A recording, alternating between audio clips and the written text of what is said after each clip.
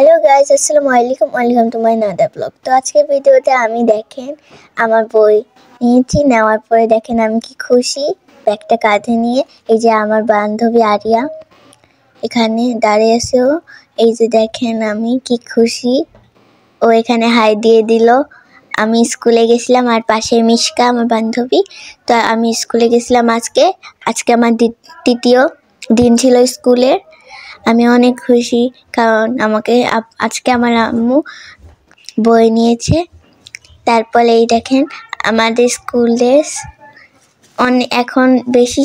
তারপরে এই যে আমার ফ্রেন্ড আরিয়ার আন্টি আমাকে এত কিছু গিফট করছে। দেখেন ওনারা কক্সবাজারে গেছিল আর আমাকে এত কিছু গিফট করছে। কি সুন্দর আমের আচার, এটা কি আচার, তারপরে বড়ইয়ের আচার, এটা কি রসুনের আচার গিফট করেছে। তার সাথে কি সুন্দর একটা বড় তেঁতুলের আচার গিফট করেছে। এটা অনেক মজা ছিল।